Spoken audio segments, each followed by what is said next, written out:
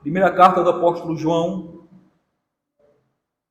capítulo 2, verso 27 ao 29, assim diz a palavra de Deus. Quanto a vós outros, a unção que dele recebeste permanece em vós, e não tendes necessidade de que alguém vos ensine. Mas, como a sua unção vos ensina a respeito de todas as coisas, e é verdadeira e não é falsa, permanecei nele, como também ela vos ensinou. Filhinhos, agora, pois, permanecei nele, para que quando ele se manifestar, tenhamos confiança e dele não nos afastemos envergonhados na sua vinda. Se sabeis que ele é justo, reconhecei também que todo aquele que pratica a justiça é nascido dele. Irmão, semana passada nós expomos os versos anteriores, verso 20 ao verso 26, demos um título chamado Perseverem na doutrina dos apóstolos. Se eu pudesse dar um título a esse texto que nós iremos meditar hoje, 27 a 29, seria o mesmo. Porque o apóstolo João ele vai estar exatamente continuando o seu raciocínio, agora fazendo um contraste entre os falsos mestres, que ele vai descrever do versículo 18 até o versículo 26, dando alguns lampejos e indicações a respeito de algumas características dos verdadeiros crentes. E agora ele volta toda a atenção para os crentes, a partir do verso 27, a fim de falar algo aí maravilhoso, versículo 27. Mostrar a ele a garantia de que eles perseverarão até o fim, de que eles permanecerão em Cristo. Exortá-lo, versículo 28, para que eles permaneçam firmes na doutrina dos apóstolos e na caminhada cristã, mostrando duas razões, que é a volta de Cristo, e para que nós não sejamos envergonhados naquele grande dia. E por fim, ele finaliza o versículo 29, que serve como uma introdução para o capítulo 3, apontando novamente para o aspecto dos verdadeiros cristãos. Aquele que é nascido dele, esse pratica a justiça. E essa justiça aqui, ele tem em mente todos aqueles três pilares que ele vem desenvolvendo desde o começo da carta. Quais são? Teste doutrinário, um teste moral e um teste relacional.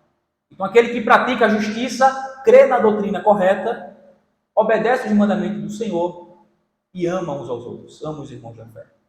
Certo? Então, o título do sermão, permaneçam na doutrina dos apóstolos, parte 2.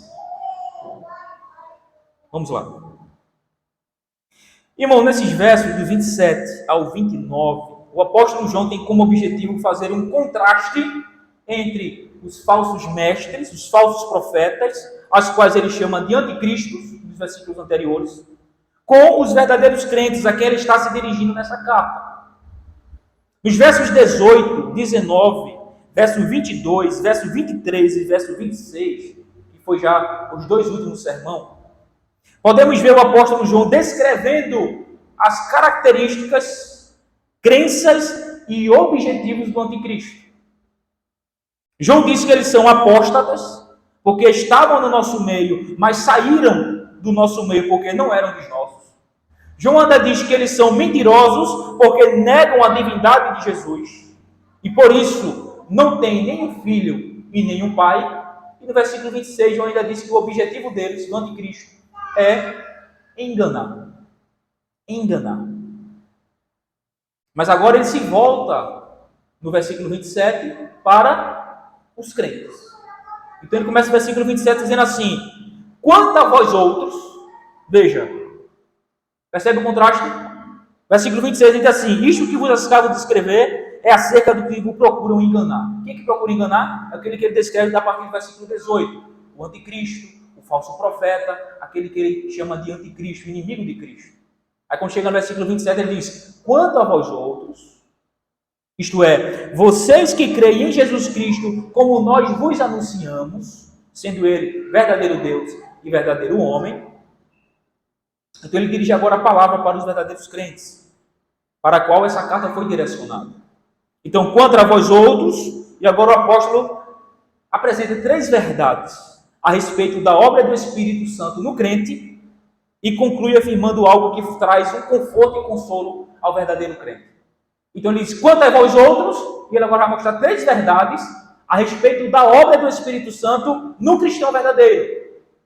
E por fim ele vai, no versículo 27 ainda, concluir, terminar seu raciocínio, afirmando algo que traz muito consolo, muito conforto para um verdadeiro cristão, que nós iremos ver agora, Então, irmãos, a primeira coisa, a primeira verdade que o apóstolo João fala a respeito do Espírito Santo, da obra do Espírito Santo no crente, é que no crente, no salvo, o Espírito Santo, ele permanece.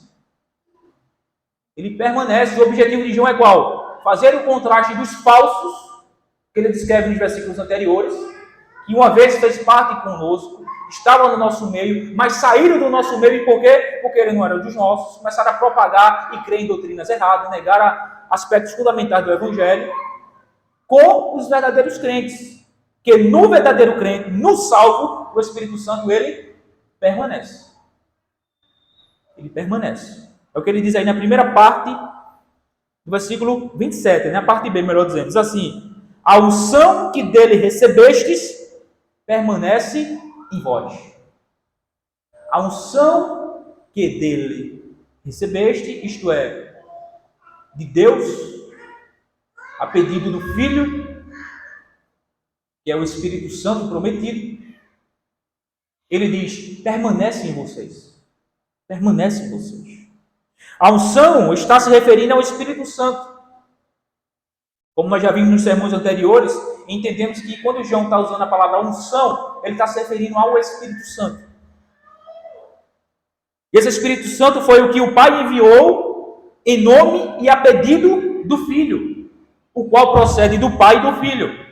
Esse Espírito Santo, o qual todo cristão recebe no momento da conversão, diz o apóstolo João, permanecem em vocês.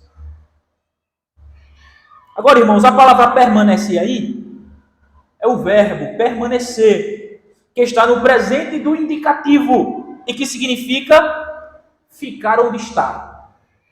Esse é o significado dessa palavra. Manter-se no mesmo lugar.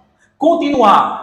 Durar. Então, João está dizendo que o Espírito Santo que nós recebemos do Pai e do Filho, ele fica conosco. Ele permanece conosco. Ele se mantém no mesmo lugar, isto é, habitando no crente permanentemente. Irmãos, outro texto bíblico vai deixar isso muito claro. Dessa permanência do Espírito Santo no cristão. De que uma vez que ele vem e sela o crente, ele não sai mais dele. Fica muito claro em outro texto, por exemplo, João 14,16. Jesus diz que o Consolador estará para sempre com os discípulos. João 14,16. De que quando o Consolador vier, que é o Espírito Santo, ele estará para sempre convosco. Veja, para sempre com vocês. A ideia de permanência. De uma vez que ele veio, ele permanece. Em João 14,23, Jesus diz que morará, habitará naquele que o ama. E a ideia de habitação no texto a ideia de habitar é de uma habitação, uma residência permanente. É onde Deus habita. Ele habita na igreja, ele habita no cristão e habita de modo permanente.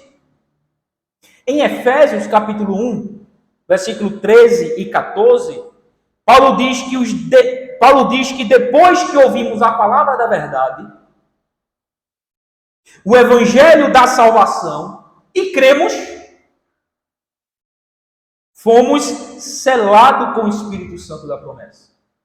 Então veja, Efésios 1, 13 e 14, o apóstolo Paulo diz que depois que ouvimos a palavra da verdade, o evangelho da salvação, e cremos nele, ou seja, fomos salvos, ele diz que nós fomos selados com o Espírito Santo da promessa. E a ideia de selo, o Espírito Santo é o selo que confirma, que autentica, que coloca fora de qualquer dúvida. Quando você envia uma carta, que é difícil hoje em dia, não tem mais isso. Não é do meu tempo não, isso não. Mas havia um selo, autenticando, garantindo, selando aquela carta como sendo autêntica, como sendo verdadeira, como sendo da sua autoria, da sua propriedade. Na época também os reis tinham um anel, que era o selo, onde ele selava.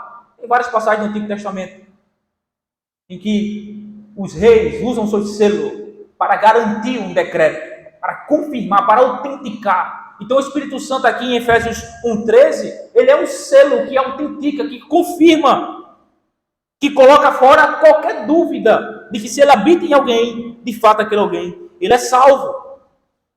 No verso 14, ainda de Efésios 1, diz que o Espírito Santo é o penhor da nossa herança. O Espírito Santo é a garantia, o que serve, o que é um penhor. Tem muitos programas aí nesses canais fechados de casa de penhora, né? Compras e vendas, e alguém penhora também, eles trabalham com penhoria. O que é um penhor? É você pegar um objeto de valor e dar como garantia de que você irá pagar aquele valor pelo qual você comprou, ou vendeu, ou comprou alguma coisa, ou deve alguma coisa. Você está penhorando um bem valioso para garantir de que você pagará a sua dívida, de que você devolverá aquilo que você pegou, que você pediu. É uma garantia de retorno. Eu estou lhe dando isso como garantia de que eu irei voltar a você e irá resolver a sua situação, a nossa situação.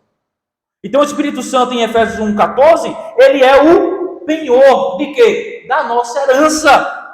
Ele é a garantia. Foi dado aos cristãos para garantir que receberão a herança da promessa. E qual a herança da promessa é essa? Qual é a promessa? Na mesma carta que nós estamos estudando, o sermão do sábado passado, 2:25. E esta é a promessa que ele nos fez: a vida eterna. Ou seja, o Espírito Santo foi dado ao cristão para a garantia da herança, isto é, da vida eterna, prometido e garantido a todos que creem em Jesus Cristo. O Espírito Santo falou: eu vou, mas vocês não ficarão só, eu enviarei outro Consolador. Eu não deixarei vocês órfãos, eu enviarei outro Consolador, para que esteja convosco para sempre. E este é o Espírito Santo, que é o penhor, é a garantia de que Jesus voltará para buscar aquilo que é a sua propriedade, o selo. É o Espírito Santo que habita na igreja, no crente.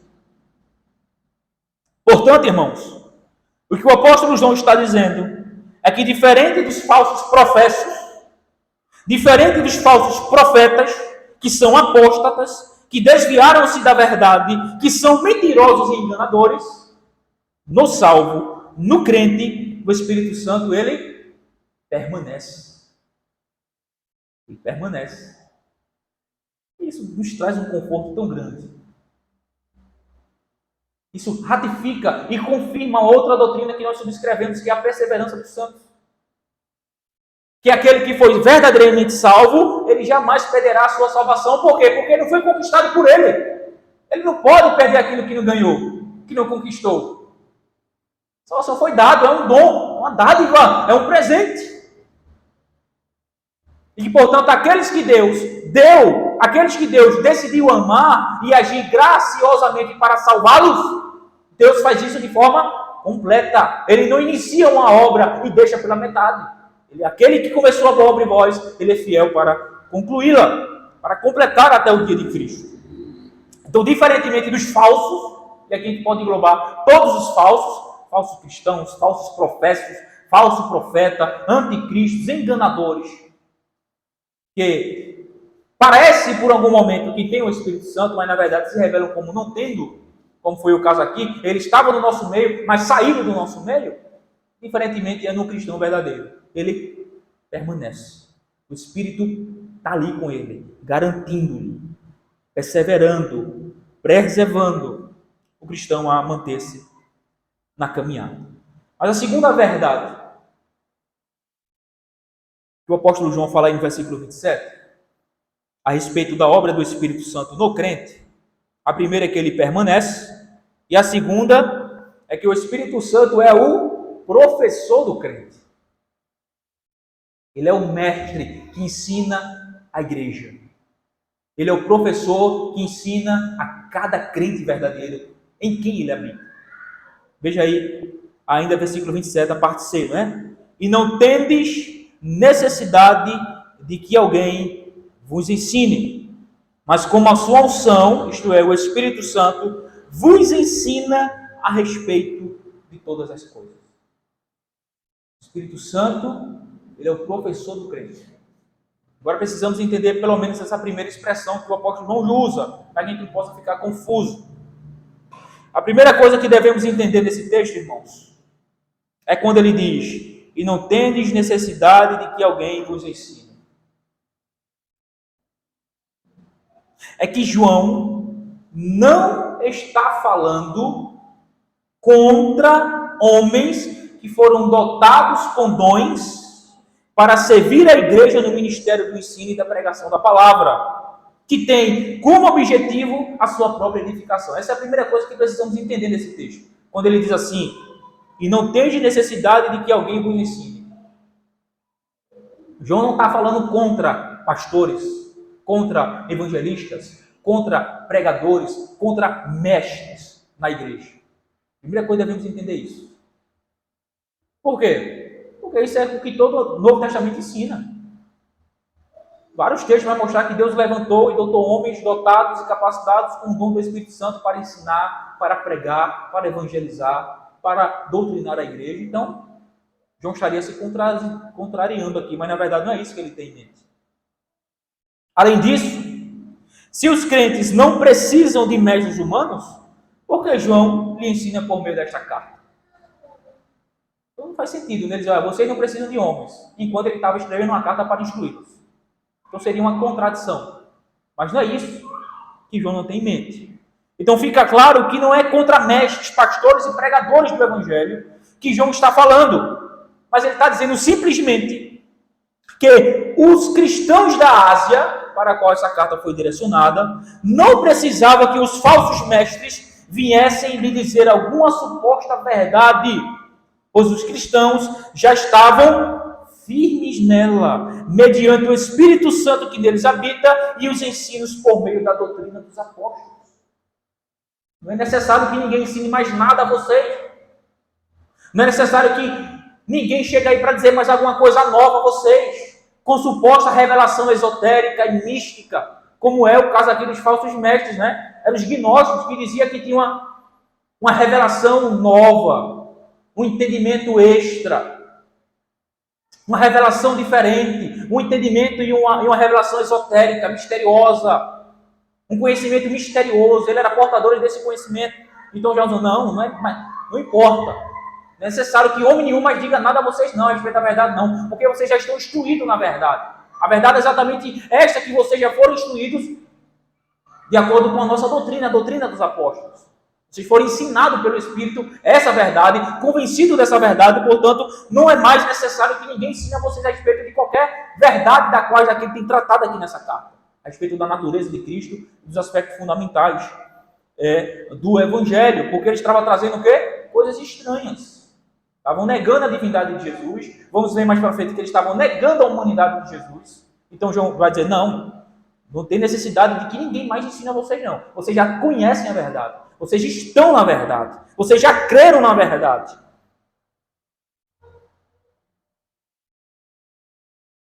Mas ele continua dizendo: mas como a sua unção vos ensina a respeito de todas as coisas. Irmão, João está simplesmente ecoando nessa passagem aqui. Mas, como a sua unção, isto é, o Espírito Santo, vos ensina a respeito de todas as coisas. Ele está simplesmente ecoando as palavras de Jesus registradas no seu Evangelho. Veja aí, João 14, 26.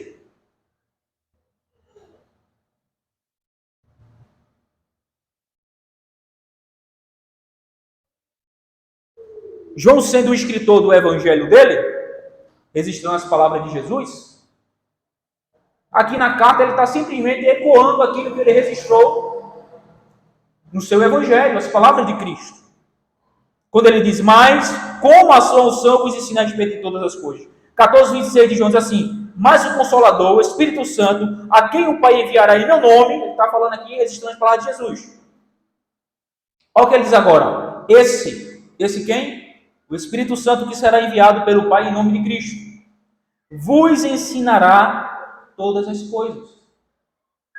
Então o apóstolo João na carta está simplesmente ecoando aquilo que ele já tinha registrado no Evangelho, registrado as palavras de Cristo, a respeito da promessa do Espírito Santo, e quando o Consolador viesse, ele ensinaria os discípulos todas as coisas.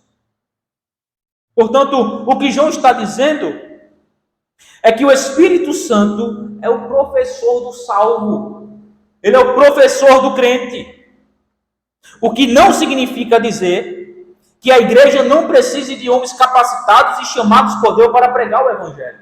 Não significa dizer isso, como já falei. Mas que, por meio do ensino e pregação fiel da doutrina dos apóstolos, o Espírito Santo que habita no salvo, comunica, convence e testifica no coração do crente a verdade que está sendo anunciada.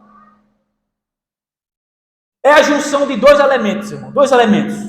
O elemento objetivo, que é a palavra revelada, as Escrituras, e o elemento subjetivo, que é a iluminação e o convencimento do Espírito Santo no coração do crente a respeito da palavra revelada. Então, como é que o Espírito Santo ensina o crente? Através de dois elementos. O elemento objetivo, a palavra revelada, as Escrituras, a doutrina dos apóstolos, e esse é o elemento objetivo, e o elemento subjetivo, que é o quê? O Espírito Santo operando e atuando no coração do crente, iluminando e convencendo ele da verdade que está sendo pregada à luz da palavra de Deus. Então é a junção dessas duas coisas que o Espírito Santo ensina a igreja, ensina o povo de Deus, santifica na verdade, faz ele crescer, faz o crente crescer na graça e no conhecimento de Jesus Cristo. Tudo isso através da pregação fiel da doutrina dos apóstolos. Aquilo que já está revelado, não é nada novo mais. Como esse falso profeta está querendo trazer, não há nada mais novo. Tudo que foi revelado já foi revelado e registrado pelos apóstolos. Ponto. São os 66 livros das Escrituras. As palavras de Deus, a palavra inspirada. Então, portanto, a partir do ensino e da pregação fiel das Escrituras, o Espírito Santo que habita no crente, que é o mesmo que inspirou os autores para registrar as palavras de Deus, comunica ao nosso coração essa verdade. Ele testifica no nosso coração dessa verdade. Ele nos convence dessa verdade. E assim ele nos ensina, nos iluminando, nos trazendo ao entendimento, à compreensão da verdade da palavra de Deus. Como nós vimos no sermão, há 2 sermões passados, na exposição do versículo, melhor dizendo, no sermão passado, né? Na exposição do versículo 20 ao 26, quando ele diz, e vós possuís unção que vem do santo, e todos tendes conhecimento. Isto é, um crente, irmãos, ele não fica em seita. A gente falou. Por que ele não fica em seita? Porque ele é habitado pelo Espírito Santo, ele conhece a verdade. Ele sabe da verdade de Deus. Da verdade objetiva revelada nas Escrituras, que está sendo constantemente testificada e confirmada e iluminado pela ação eficaz e poderosa do Espírito Santo que habita nele. Então o Espírito Santo serve como se fosse um grande luminário que ilumina o caminho do crente em toda a caminhada cristã. É como se fosse uma voz distinta em meio a tantas vozes que falam tanta coisa errada. Jesus já disse que as minhas ovelhas conhecem a minha voz e dela sou conhecido. Então, um crente genuíno, habitado pelo Espírito Santo, o Espírito Santo, ele é o seu professor. Ele é quem lhe ensina através do elemento objetivo, as Escrituras, tudo que Deus já revelou, e através do elemento subjetivo, que é a habitação do Espírito Santo no crente, iluminando, convencendo, trazendo entendimento, confirmando e testificando em seu coração, em seu espírito, a respeito da verdade que ele está sendo comunicada, que está sendo lida, alguém está pregando para ele, ele está ouvindo e está sabendo discernir essa verdade. Apesar de tudo, o Espírito que habita no crente, ele é o Espírito da verdade. Jesus chama isso, chama o Espírito Santo do Espírito da verdade. Então ele vai testificar a verdade no coração daquele que habita verdadeiramente. Agora, essa certeza, irmão, essa garantia está explícita na promessa e natureza da nova aliança também. Conforme Jeremias 31, 33 e 34. Veja só. Porque esta é a aliança que firmarei com a casa de Israel depois daqueles dias, diz o Senhor. Na mente lhes imprimirei as minhas leis. Também no coração lhes escreverei. Eu serei o seu Deus e eles serão o meu povo. Não ensinará jamais cada um ao seu próximo, nem cada um ao seu irmão, dizendo, conhece o Senhor? Porque todos me conhecerão, desde o menor até o maior deles, diz o Senhor. Jeremias 31, 33 e 34. Aqui ele está descrevendo é a promessa da nova aliança e alguns aspectos da nova aliança, a essência da nova aliança.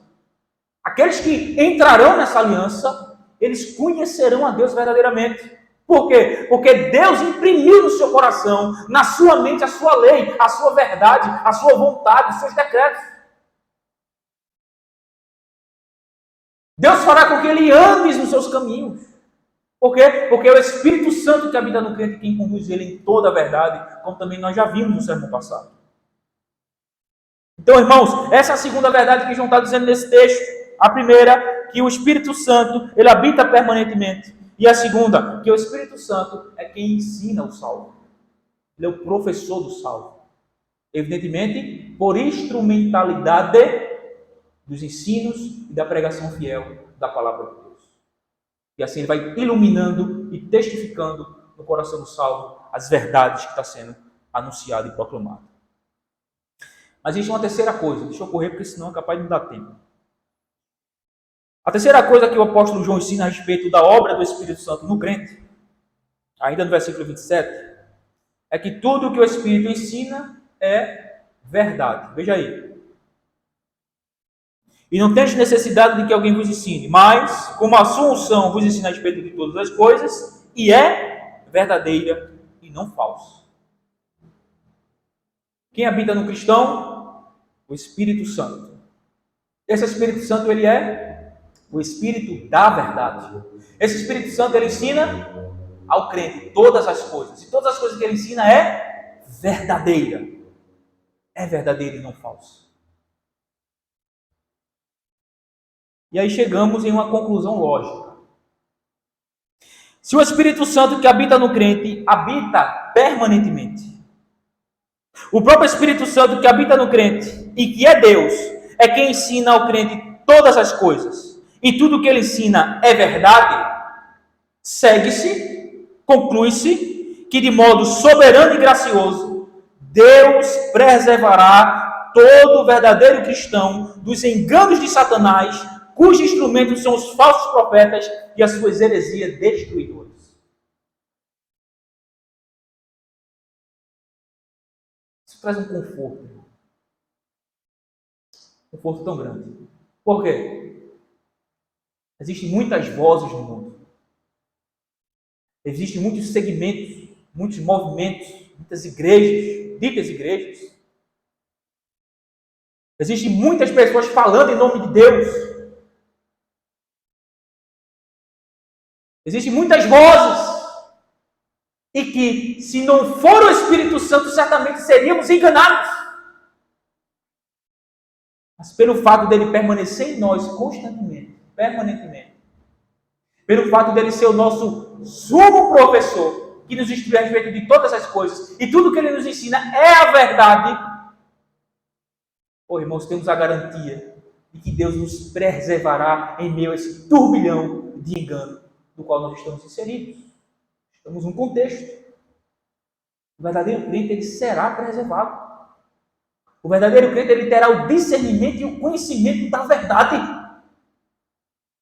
E evidentemente que estamos falando aqui daqueles aspectos fundamentais e essenciais da doutrina dos apóstolos, do evangelho, que são inegociáveis.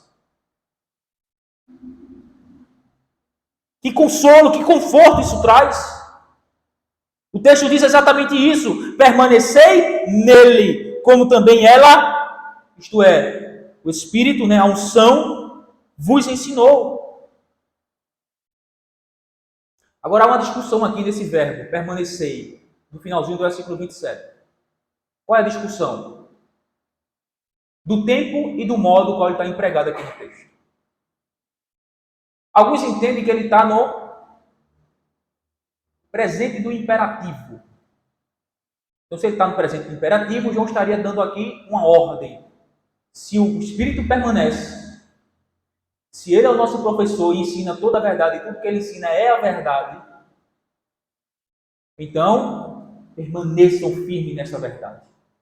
Essa verdade que ele ensinou a vocês desde o princípio, como também ela vos ensinou.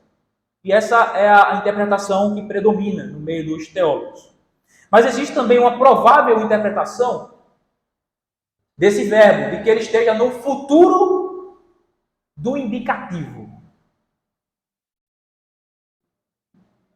E que isso significa?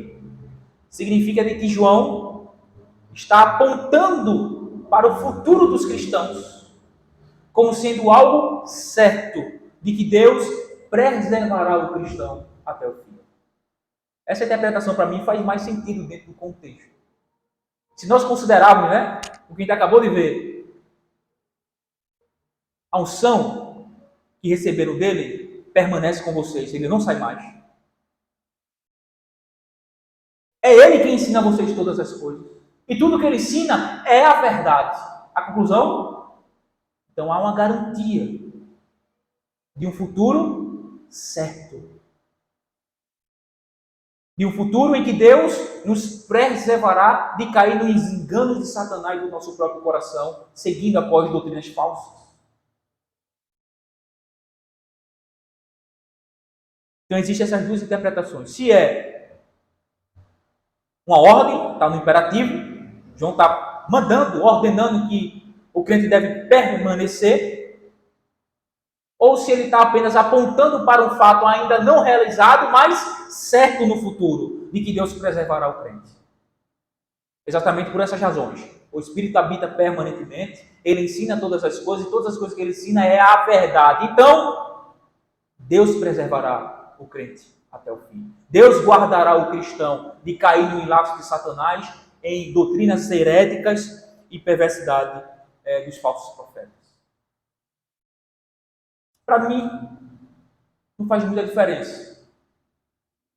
Se no verso 27 ele está apontando para o futuro, indicando uma realidade do futuro, a realidade certa do futuro, se de fato esse verbo ele está no futuro do indicativo, ou se ele está no presente do imperativo, não faz diferença. Ele está dando uma ordem. Por quê? Porque no versículo 28, o versículo logo a seguir, aí vem uma ordem. Versículo 28. Filhinhos, agora, pois, permanecei nele. Pronto, esse permanecer aqui está no presente do imperativo. Aqui João está dando uma ordem.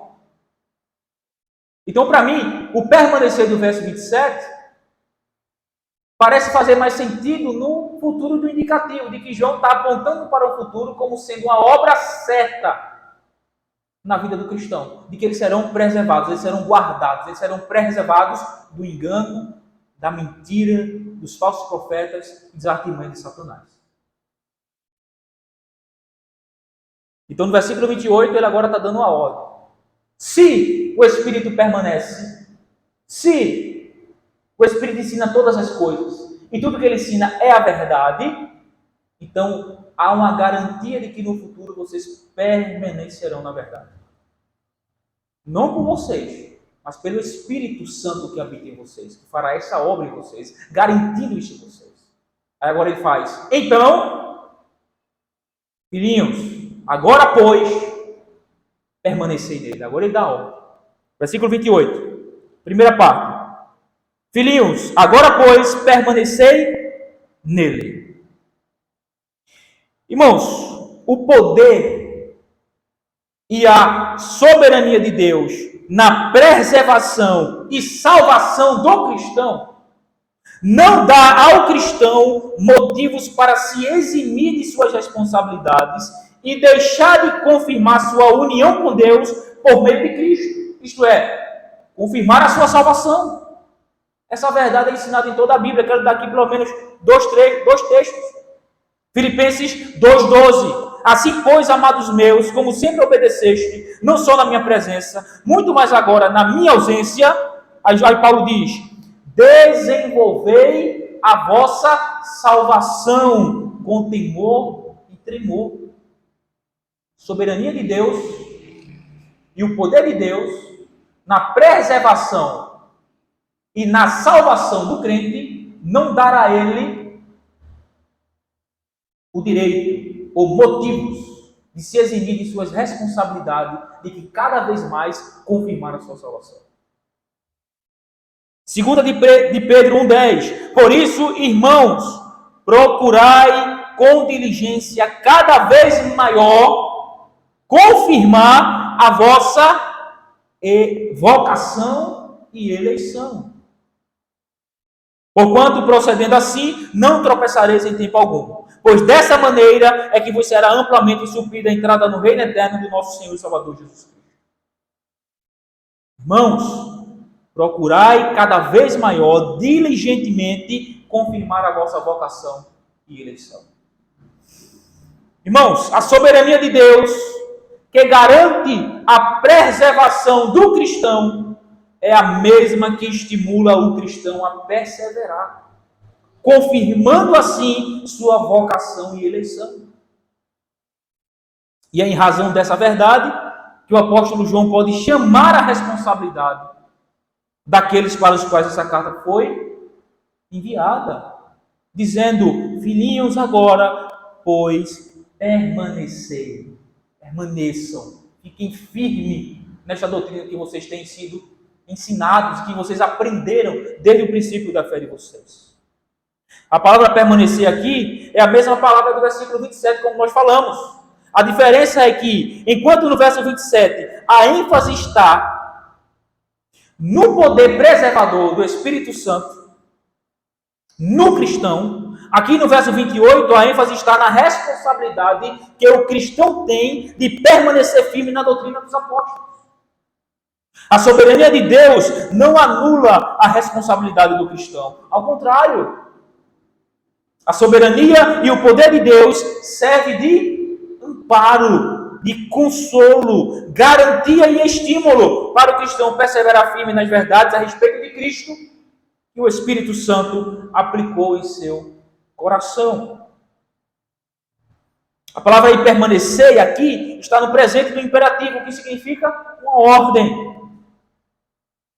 E a palavra nele, permanecer nele, é uma referência a Cristo, a respeito de quem o Espírito Santo que habita no crente ensina, ilumina e convence a respeito das verdades referentes a Cristo. Verdades essas que o Espírito Santo comunica ao coração do crente através do elemento objetivo, a palavra. Ou seja, o cristão tem a responsabilidade de ativamente manter-se na doutrina dos apóstolos, a qual foi aplicada no coração do crente quando esse foi chamado eficazmente pelo poder de Deus através do Evangelho, cujo conteúdo e personagem principal é quem é Jesus e o que ele fez para salvar nós, pecadores. Agora, a pergunta que surge é: por que o crente deve permanecer firme em Cristo? Por que o crente deve permanecer firme em Cristo? João responde, ainda no versículo 28. Eu quero dar aqui 3 coisas. Primeiro, devemos permanecer firme em Cristo e cada vez mais procurar confirmar a nossa vocação e eleição, porque Jesus voltará. Jesus voltará. Versículo 28, a parte B. Para que, quando ele se manifestar. Ou seja, implica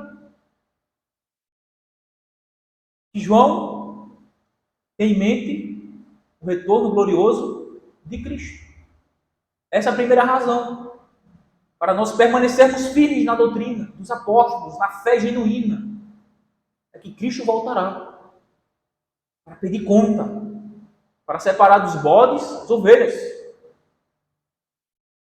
para separar dos filhos das trevas dos filhos da luz. para fazer separação do joio e do trigo. Então é preciso que nós permanecemos firmes em Cristo, na doutrina dos apóstolos, na verdade, porque Cristo voltará. No versículo 28, João insiste com seus leitores a permanecer sempre em Cristo, de maneira que, quando ele retorne em poder e glória, eles não tenham do que se envergonhar. Aqui, irmãos, temos uma grande verdade prática. Uma grande verdade prática. A melhor maneira de estar preparados para a chegada de Cristo é viver com Ele durante todos os dias. Vou repetir. A melhor maneira de estarmos preparados para o retorno glorioso de Cristo, para a chegada de Cristo, é vivermos com Ele durante todos os nossos dias. E aí ela não será pega de surpresa. Se fizermos assim, sua chegada não nos surpreenderá. Será simplesmente a entrada a uma promessa mais próxima de alguém com quem vivemos por muito tempo. Portanto, a melhor maneira de nos preparar para a chegada de Cristo é não esquecer nunca dele ou da sua presença aqui e agora. Então, a melhor maneira, irmãos, para nós nos prepararmos para a chegada de Cristo é estarmos com Ele aqui e agora. Mantermos comunhão com Ele verdadeira, com o nosso Senhor Jesus Cristo. E aí segue-se, para que quando Ele chegar, não sejamos envergonhados. Antes, sejamos achados fiéis. É o que diz na metade do versículo 28, né? Tenhamos confiança. Sejamos achados fiéis quando Jesus chegar. Em terceiro, para não sermos decepcionados. Finalzinho do versículo 28. E dele não nos afastemos envergonhados na sua vinda. E dele não nos afastemos envergonhados na sua vinda. Essa é uma das razões pela qual nós devemos permanecer firmes na doutrina dos apóstolos. Porque Jesus voltará para também nos acharmos fiéis e para nós não sermos decepcionados quando Ele voltar. Irmãos, essa é uma dura realidade de muitos que estão na igreja. Será uma grande dura realidade para muitos que estão na igreja. Por quê? Muitos que estão na igreja não são cristãos. Assim como esses falsos profetas. Percebem e lembram dos últimos sermões? Eles não negam a fé em Jesus. Mas eles creem em doutrinas estranhas. Mas eles negam aspectos fundamentais do Evangelho. Eles são desviados da verdade, ainda que professam conhecer a verdade e estar na verdade. E estes falsos profetas serão grandemente surpreendidos negativamente naquele grande dia de Jesus voltar. Porque eles não serão achados fiéis e serão completamente decepcionados, afastados da sua presença na sua vida. Porque eles serão achados falsos, ainda que em vida confiem que sejam verdadeiros. E essa é a dura realidade, ou será a dura realidade de muitos que estão dentro da igreja. Que professam conhecer a Deus, mas negam-no com as suas obras. Professam conhecer a Deus, mas estão distantes dele. Professam conhecer a Deus, mas não andam de acordo com a sua vontade. Por último, 29. Se sabeis que ele é justo, reconhecer também que todo aquele que pratica a justiça é nascido dele. Isto é, aquele que nasceu de Deus, que é o que ele vai falar agora no capítulo 3, os nascidos de Deus. Aquele que nascido de Deus, este pratica a justiça. Praticar a justiça aqui, muito provavelmente João tem em mente os 3 pilares dessa carta, os 3 testes. Praticar a justiça é crer na doutrina dos apóstolos, é obedecer os mandamentos do Senhor e amar os irmãos. Como a gente já viu já desde o capítulo 1. Capítulo 1, comecinho do capítulo 2, né? Qual é a evidência de alguém que é salvo? Ele crê na doutrina verdadeira, na doutrina dos apóstolos. Ele obedece os mandamentos do Senhor, tem uma vida moral ajustada, não uma vida imoral, e ele ama os irmãos. Ele ama os irmãos. Ele tem um relacionamento mútuo e edificante uns com os outros. Ele não odeia os irmãos, antes ele ama. E assim é evidenciado de que alguém está na verdade, de alguém que conhece a Deus, de alguém que está em verdadeira comunhão com Deus por meio de Cristo e de alguém que nasceu de novo, que pratica a justiça. Hernando. Conclusão.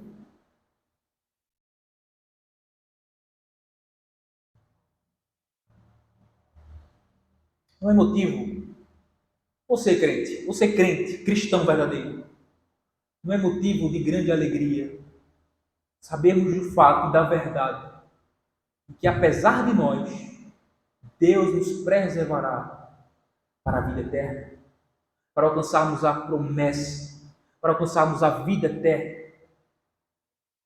Isso não é motivo de alegria para você? Eu estudando esse texto aqui, eu me regozijei. Por quê? Porque apesar de mim, Deus me preservará. Deus, se eu sou um verdadeiro cristão, Deus me guardará de ser enganado por falsas doutrinas. Por doutrinas mortais. Por falsos profetas e por engano de Satanás. E os falsos profetas são exatamente os instrumentos de Satanás para enganar as massas. Segundo esse texto, se eu sou cristão, o Espírito da verdade habita em mim e habita permanentemente e me ensina, e tudo que ele me ensina é a verdade. Então ele me garante de que eu chegarei lá. Isso não é alegria para você? É motivo de alegria para você? Você que de fato é um cristão genuíno. Uma vez que estamos envoltos e dentro de um contexto de tantas vozes, tantas coisas, tantos falatórios, tantas pessoas falando em nome de Deus, tantas vozes que poderiam nos enganar tão facilmente, irmãos, como enganam muitos. E a razão de ainda não sermos enganados é o Espírito Santo que habita em nós, o Espírito da verdade, Deus nos preservando e nos garantindo a chegada sã e salvo para o reino de glória, apesar de nós.